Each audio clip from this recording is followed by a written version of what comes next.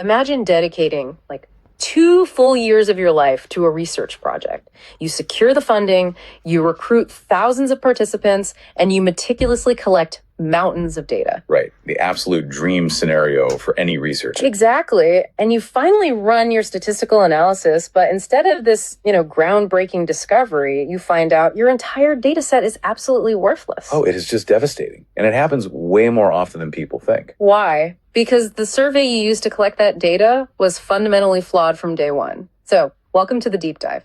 Glad to be here. Our mission today is to provide you, the listener, with this professional but highly accessible instructional guide. Like if you're a junior researcher, a data scientist, or honestly just anyone who relies on data to make decisions. Which is pretty much everyone these far days. Totally. We are unpacking this really comprehensive academic paper today. It breaks down the precise conceptual and mathematical mechanics of the 2 core pillars of quantitative measurement, which are validity and reliability. Yeah, because the real heartbreak of quantitative research is that your statistical software will happily process garbage data. Right.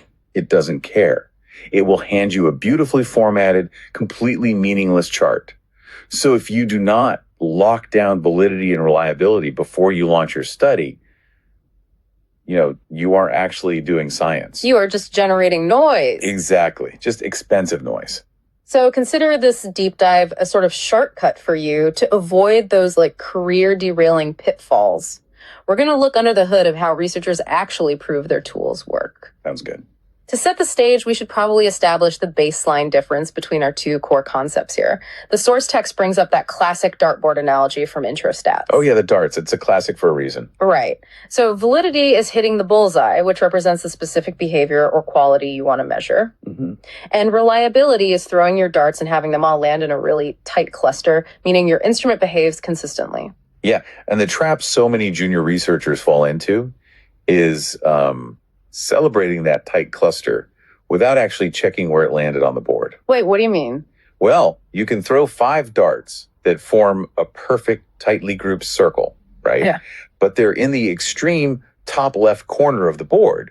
So the instrument is incredibly reliable. It does the exact same thing every single time. But it missed the bullseye entirely. Exactly. Which renders it completely invalid. Oh, okay. So to bring this out of the textbook for a second, it's like engineering a really high-tech metal detector to find gold. Sure. If that machine loudly pings every single time it passes over an aluminum soda can, it's highly reliable. Right, the mechanism works.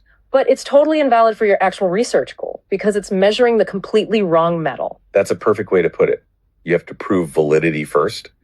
You have to prove the machine only detects gold before you even start to care if it beeps consistently. So, wait, consistency doesn't equal truth. Not at all. Like, if my broken bathroom scale says I weigh 50 pounds every single morning, it's reliable, but it's totally invalid. Yes. The order of operations is completely non-negotiable. Reliability without validity is just, it's a mathematically consistent fiction. Wow. The challenge, though, especially in the social sciences, is that the bullseye isn't a physical object like gold or weight. Right. It's more abstract. Exactly. Yeah. The paper focuses heavily on constructs, things like organizational commitment, anxiety, or leadership. Stuff you can't just put a physical tape measure around. Precisely. They are blurry, invisible, theoretical concepts. Which brings us to the actual mechanics. How do we prove our survey is aiming at the right invisible target? Well, that's where the text highlights 2 really vital methods. That's true with content validity, right? Right. Content validity is the process of ensuring the actual questions on your survey truly represent the phenomenon you are measuring. And the paper gets pretty mathematical here. It details this specific mechanism called Losch's content validity ratio, or CVR. Yeah, Losch's CVR. It basically dictates that you can't just guess. You must convene a panel of subject matter experts to evaluate your questions. Which seems super intense. It is, but the mechanics of it are brilliant in their strictness. You present your proposed survey questions to this expert panel, and they must independently rate each specific item. They rate them as what? They have to say if it's essential, useful but not essential, or not necessary, to measure the construct. Okay. Then the formula takes the number of experts who say a question is essential, subtracts half the total number of experts, and divides that by half the total number of experts. Okay, I have to push back on this approach just a little bit. Go for it. Looking at it from the perspective of A graduate student or a junior analyst convening a panel of 10 recognized industry experts sounds incredibly expensive. Oh, totally. And time-consuming and logistically nightmarish. It's not easy. So if I'm operating with zero budget, can I just rely on my own common sense? You mean face validity? Yeah, face validity, where I just look at the survey and say, these questions logically seem like they measure employee stress. Why isn't that sufficient? Because relying on face validity is literally one of the fastest ways to get a paper rejected during peer review. Really? Just tossed out? Oh, absolutely. The text explicitly warns against it because human intuition is hopelessly biased. Think about it. What looks perfectly valid to a 25-year-old researcher in a university lab might look completely irrelevant to a 50-year-old factory worker actually taking the survey. Face validity lacks any mathematical backing. I guess that makes sense. It's too subjective. Extremely subjective. Lodge's formula provides a hard, objective threshold. If the resulting CVR ratio is 0, meaning exactly half the panel thinks the question is essential, or if the ratio goes negative, the formula dictates that the item must be deleted. Period. It removes the researcher's ego from the equation entirely. Brutal, but necessary. Yeah. So Lodge's CVR cleans up the content of the questions, but the paper pairs that with construct validity. Right. So if content validity is about the specific words on the page, construct validity seems to be about the invisible scaffolding holding the whole concept together. Exactly. The text uses a fascinating example here. Allen and Meyer's scale for measuring organizational commitment. Yeah, that scale is a perfect illustration of testing the invisible structure. Because if a tool truly has construct validity, it has to possess what they call known group validity. Which means the mathematical results must be able to accurately distinguish between different demographics. Right. Groups that theoretical literature tells us should behave differently. So in the case of organizational commitment, if I give the survey to a group of employees who frequently volunteer for unpaid weekend projects. The go-getters. Right. And then I give it to a group of employees who constantly show up late and steal office supplies. The survey results must show a massive, predictable gap between those two groups. Exactly. If the high performers and the slackers score roughly the same, my tool completely failed to capture the construct. It failed because it couldn't separate the signal from the noise. It cannot distinguish the underlying trait it claims to measure. Okay, so assuming we survive the expert panels and we prove our tool has both content and construct validity, we are officially aiming at the correct target. Yes. The next hurdle is consistency. If I hand this validated survey to 500 exhausted, distracted employees, how do I know their answers aren't just, erratic, random guesses? Right. So now we transition from the what of validity to the how of reliability. So what's the tool for that? Well, for cross-sectional research, meaning a survey, you distribute just one time. Researchers rely on tests of internal consistency.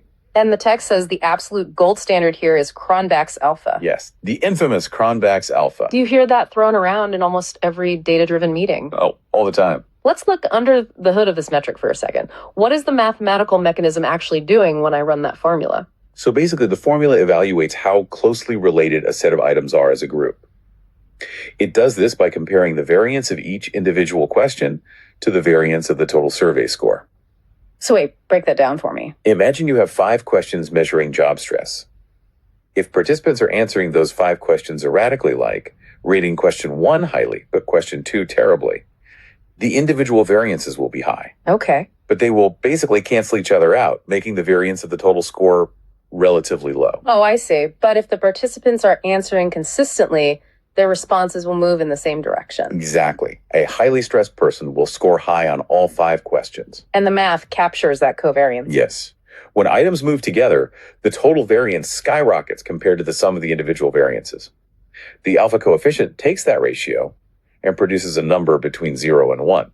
And the widely accepted threshold for a reliable tool across the literature is what, 0.70 or higher? That's the generally accepted passing grade, yes. Okay, so if 0.70 is passing, human nature kind of dictates that we should aim for perfection, right? A score of 0.98 or 0.99 must mean the survey is an absolute masterpiece. Actually, no.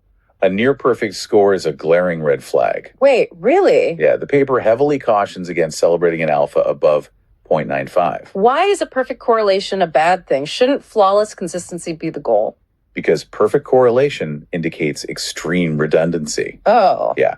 If a group of questions yields an alpha of 0.98, you are no longer measuring different facets of a complex construct.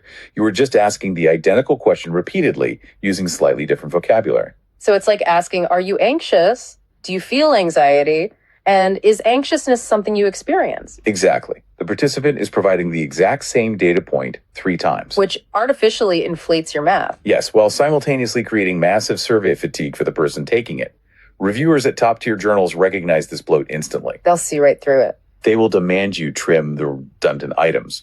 You want an alpha high enough to prove the questions are related, but low enough to prove each question is actually contributing unique, distinct value. Okay, so let's follow a junior researcher who avoids that redundancy trap.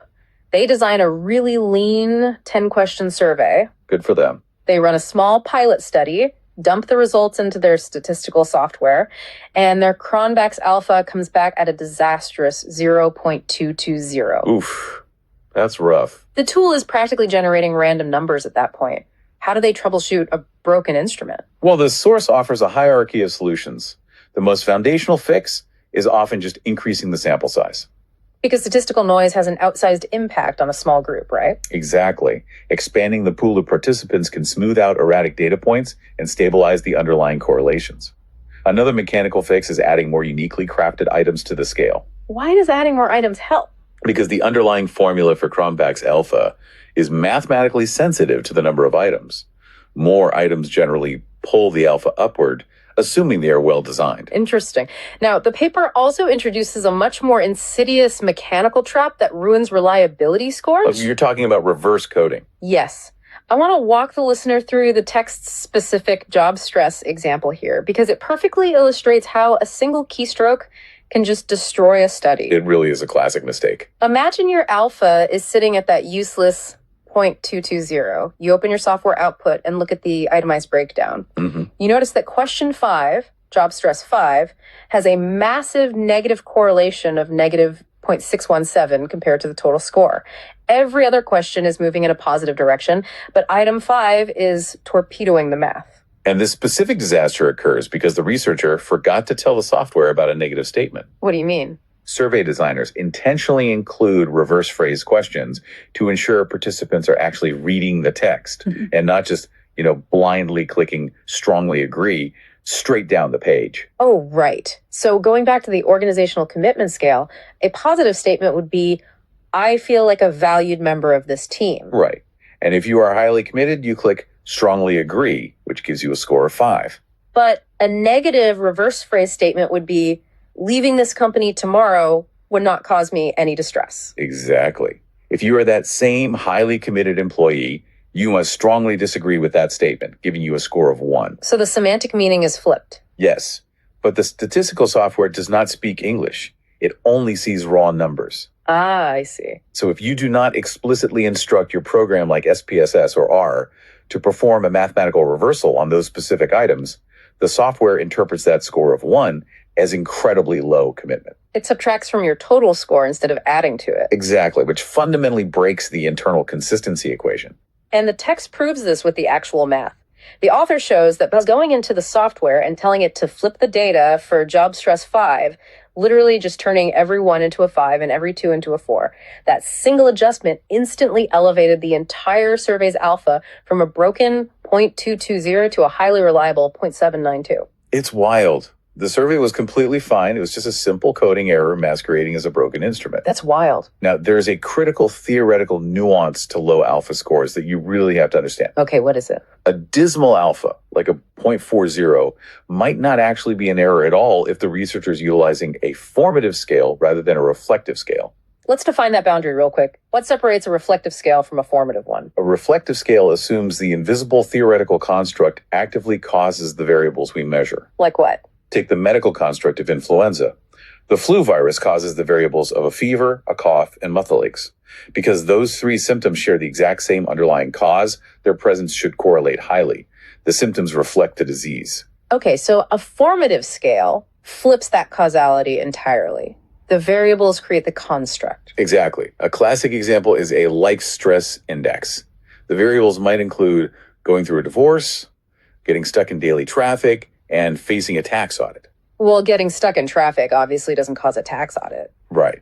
Those variables have zero natural correlation with one another. So a Cronbach Alpha test on that survey will yield a terrible score. Yet combined, those independent variables form the overall construct of high life stress. Exactly. So applying a reliability test designed for a reflective scale onto a formative model will falsely convince you that a perfectly functioning tool is broken. You have to establish the theoretical model before you even touch a single piece of data. 100%. Which provides a really seamless transition from mathematical mechanics to methodological human error. Oh yeah, the human element. The text is very clear that you can have flawless Losch's CVR, exceptional construct validity, and a perfectly reverse-coded Cronbach Alpha, and still generate completely invalid research due to threats to research integrity. Because of sampling bias, mostly. Right. The mathematical validity is strictly bound to the specific population it was tested on. Yeah. If an instrument is designed and validated to measure the reading comprehension of third-grade students, deploying that exact same reliable tool on a group of high school seniors will yield completely invalid conclusions. The source offers this really stark example regarding the psychological impacts of smoking. If your research methodology accidentally includes a subgroup of non-smokers in the data pool, your impeccably designed instrument is now capturing irrelevant data. The math works perfectly, but the sample completely corrupts the validity of the final paper. And sampling errors are often accidental, right? But the text highlights a much more deliberate threat to scientific integrity, conceptual and theoretical bias. Yeah, this often manifests in a practice known as arcing, or hypothesizing, after the results are known. I encounter this phenomenon all the time in corporate data environments. I bet. An analytics team will distribute this massive, unfocused survey, dump thousands of data points into a spreadsheet, and just run correlation matrices to see what happens to stick together. Fishing for p-values. Exactly. And once they find two variables that mathematically correlate, they write this beautiful logical hypothesis that perfectly predicts the outcome they already found. Which is terrible science. But wait, why is that considered such a severe violation of research integrity? Like, if the data reveals a real pattern, shouldn't we celebrate finding it? Because mining for patterns without a pre-established theoretical framework basically guarantees you will find false positives. Really? Yes. In any massive data set, random chance dictates that completely unrelated variables will occasionally align perfectly. You might find a mathematically strong correlation between ice cream sales and shark attacks. Right. But concluding that ice cream causes shark attacks is theoretically absurd. So the correlation is real, but the causation is just a phantom generated by statistical noise. Exactly. The scientific method demands that a researcher build a hypothesis based on existing literature, establish the measurement tools, and then test that specific theory against the data. You can't work backwards. No. Retroactively, changing the hypothesis to fit unexpected data is manipulative. The source paper strongly advocates that researchers must report their findings honestly, even when the data aggressively contradicts their expectations. Unpredictable failures are often the catalyst for the most significant paradigm shifts in academic literature. They really are. So we've really dissected the mechanics of measurement today. We know how to lock onto the invisible target using content and construct validity. Mm-hmm. And we know how to secure a tight, reliable cluster of data using Cronbach Alpha while dodging the reverse coding trap. Yep. So why does mastering all this matter so deeply to you, the listener? Well, because we live in an era overwhelmed by statistics. Whether you are a doctoral candidate designing a 5-year longitudinal study, or just an executive evaluating a vendor's new proprietary personality test, understanding the absolute separation of validity and reliability is basically a critical superpower. It gives you the analytical armor needed to question the data presented to you. Because a polished dashboard of consistent metrics creates a really dangerous illusion of truth. It totally does. And I want to leave you, the listener, with the final thought to sort of mull over, building on a very brief warning hidden near the end of the text. Oh, the translation warning. Yes. The author notes that taking a perfectly valid and highly reliable measurement scale and simply translating it literally into another language for a different culture can instantly destroy its validity. Because concepts like leadership or commitment do not map universally across human cultures. Right.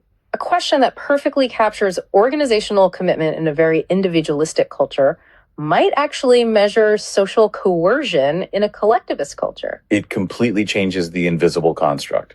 Exactly, and consider the massive global implications of that single fact.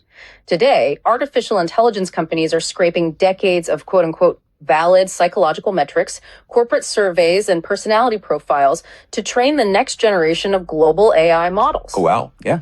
We are taking instruments validated on incredibly narrow, specific populations, translating them across dozens of languages, and embedding them into the foundational algorithms that will dictate hiring practices and medical diagnoses worldwide. We might be scaling a massive culturally invalid tape measure across the entire digital infrastructure. Mistaking mathematical consistency for universal truth. That is a terrifying thought to end on. It really is. Thanks for joining us on this deep dive. Keep questioning the data.